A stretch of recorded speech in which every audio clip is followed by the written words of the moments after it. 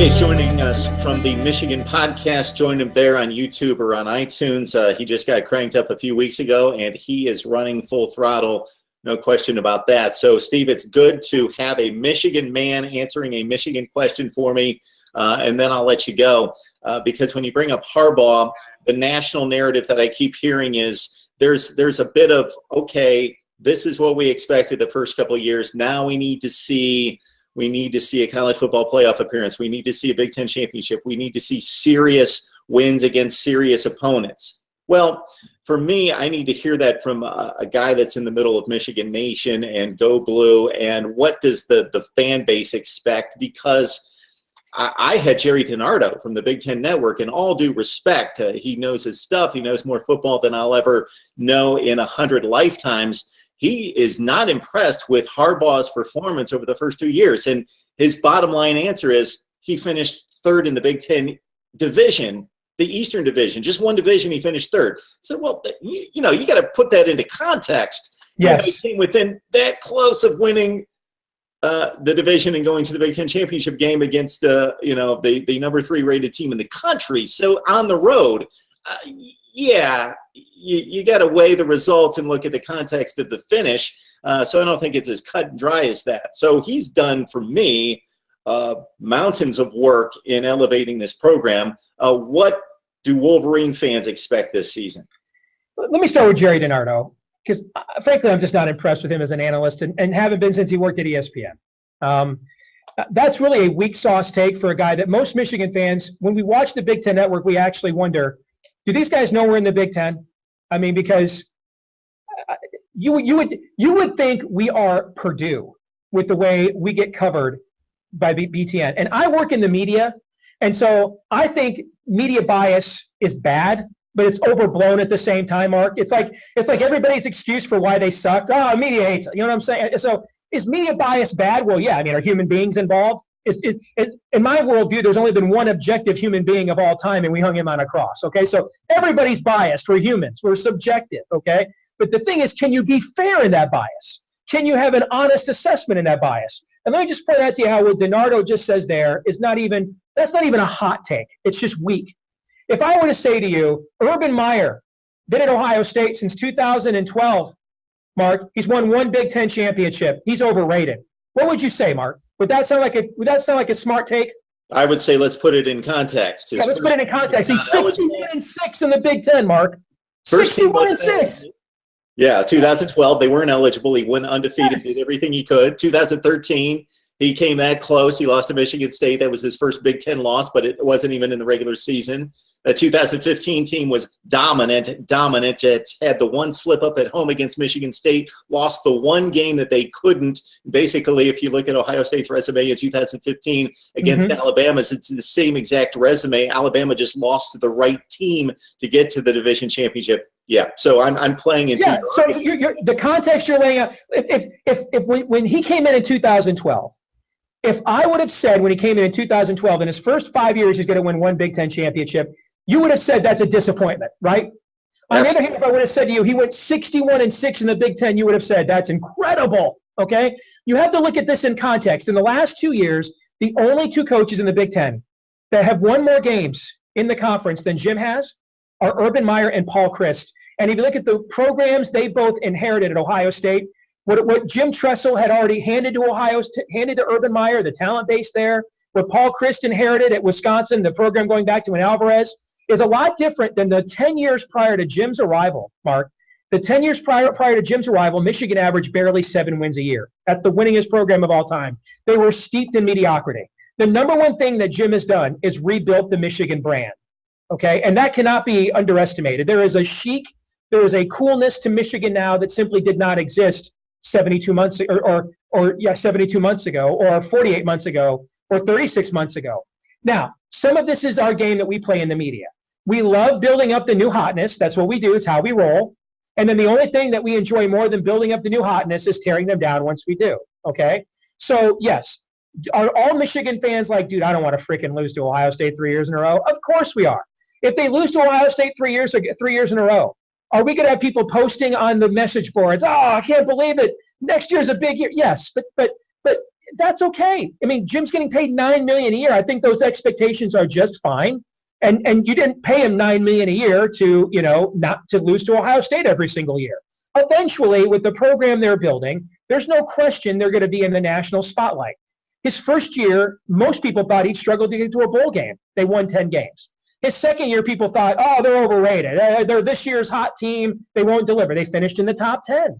So how about we let a guy whose resume includes being one of the top 5 winning percentages in the history of the NFL, making Stanford nationally relevant, which they hadn't been since Jim Plunkett was the quarterback, okay? And taking a 49er program, franchise that had been moribund for a decade, and now is the suckiest bunch of sucks that ever sucked since he left. How about we look at a guy with that resume and the way he's recruited, and instead of coming up with this week's hot take for this week's clickbait, why don't we actually just let him do his job? And I kind of expect the analyst at the BTN, I understand why Paul Feinbaum does that, okay? He's the spokesman for the SEC and Harbaugh is their foil. I get why he does it. I'd kind of like the analyst for the Big Ten Network to maybe do a little more research and have a more nuanced position than that garbage. Yeah, and I'll answer the Urban Meyer, the job that he did upon arrival at Columbus. It's been exceptional, but I've heard a number of people in building up his case talk about the 6-win team that he took over. Well, let's put that into context. That team is the same team that went 12-1, won the Sugar Bowl, finished in the top 5 in the country the year before, that had its best 4 offensive players, including its starting quarterback, Terrell Pryor, its leading receiver, DeVere Posey, its leading rusher, Boom Herron, best offensive lineman, suspended for the first 5 or 6 games of 2011. That catapulted them to the record that they had, and then he took over a very healthy program, maybe not to his standards, but still one of the top 15 programs, one of the top programs, elite, but in terms of personnel, a top 15 program when he took them over in 2012. Agreed. You laid it out perfectly. One of these days, you and I might just sit here and just find out which one of us is the best imposter of the bear there on ESPN in terms of fountains of useless, idiot, savant college football knowledge. Wow. I am impressed that you just rolled out the 2011 Ohio State, or 2010 Ohio State lineup that beat Ryan Nallett in Arkansas with Bobby Petrino as the coach in the Sugar Bowl. You just rolled off half their starting lineup. I'm impressed. Well done.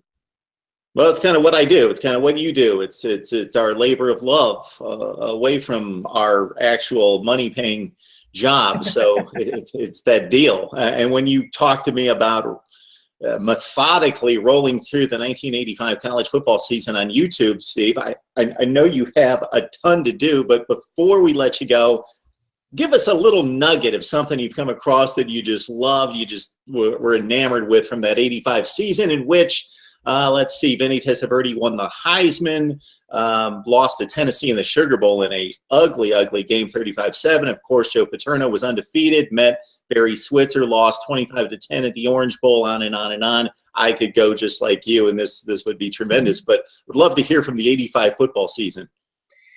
It's I'm about halfway through the season right now. In fact, number 1 Iowa is about to play number 2 Michigan in the next game on my schedule. 12-10. Yeah, that's right. Rob Houtland's kick there at the end that cost Michigan the national title. What I love about that season is the previous year in '84 was Bo's worst year. They went 6-6. That was the year Jim got hurt, middle of the year, and they just didn't have a quarterback capable of leading the program. And a lot of people were wondering, hey, is Bo kind of washed up, because he's also had a couple of 8-4s in here too, and so maybe the program's not quite what it once was. They were in nobody's top 25. They opened up that year. Their non-conference schedule was Notre Dame, who was ranked in the top 20. Their next game was on the road at South Carolina, who was preseason, I think, top 10 with Joe Morrison in those days. And then after that, they came home to Maryland, which Sport Magazine, if you remember that publication, Sport Magazine named Bobby Ross's Maryland Terps the preseason number 1 team that year. So when you're 6-6, and that's your 3-game non-conference schedule, people are like, yo, I don't know how that's going to work out. They blitzkrieged all 3 of those teams, and then they roll into Iowa City undefeated at number 2 in the country. And another thing that stood out to me so far about halfway through that year is Oklahoma. I just finished watching the Oklahoma-Miami game from that year. And Keith Jackson is talking about this sophomore quarterback for Oklahoma named Troy Aikman. He's not really fast, can't really win the wishbone. They think he throws it pretty well. They think he's an okay thrower. And it's funny to watch. This guy's now a first ballot Hall of Famer with 4 Super Bowl rings. But they're kind of, oh, yeah, maybe he can play. Well, you'll recall, this is the game where he breaks his leg, never plays another down for Oklahoma. They lose to Miami. They put in this kid named Jamel Holloway. They go to a pure wishbone. They never lose the rest of the way. They end up winning the national championship, beat #1 Penn State in the Orange Bowl, and the #2 team that season, Michigan, finished #2 after beating Nebraska in the Fiesta Bowl.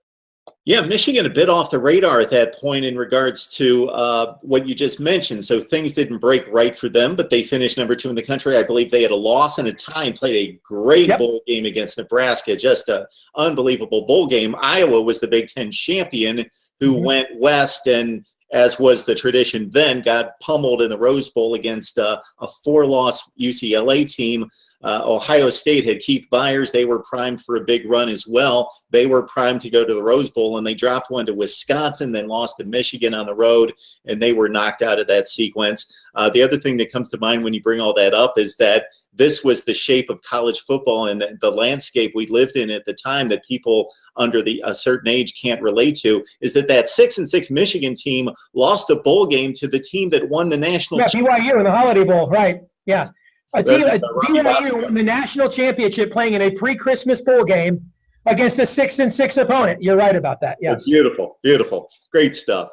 I, like you, was writing, term papers on the way the college football playoff should work and all sorts of things in college football preview magazines and that only I read and all that sort of stuff. So I've met a man of my own ilk here, Steve Deace. You got to catch him on the Michigan podcast, either on iTunes or YouTube. Anywhere else we can find you along the college football line, Steve?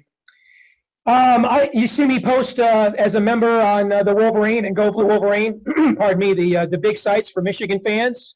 At Michigan Podcast on Twitter. You can subscribe to our podcast via Stitcher, Google Play, iTunes. You can watch the video, and we put a lot of work into it. We do graphics and all kinds of stuff, so you can watch the actual video of our weekly podcast on YouTube as well.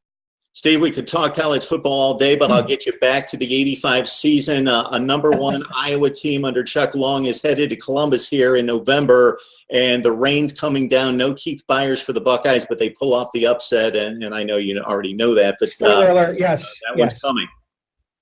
His Hawkeyes were #1 in the nation for 5 weeks that season. Yes. You remember who the preseason #1 was? Who finished #1? Who was the preseason #1? It was Auburn and Bo Jackson that year. Okay, that would make sense. And I believe they played I might be off by a year. I think it was the year before they played a kickoff classic, if we all remember that, against Miami at the Meadowlands. And Bernie Kosar, that would have been in 1984. Yep. Bertie in 85 takes things over. But yeah, 1985. Wow, those were good times. All right, Steve Deace from the Michigan Podcast. You got to join him there, Steve. Hopefully, there are many conversations in our future. We enjoy the talk, and we'll catch you soon. Thank you, Mark. God bless. Take care.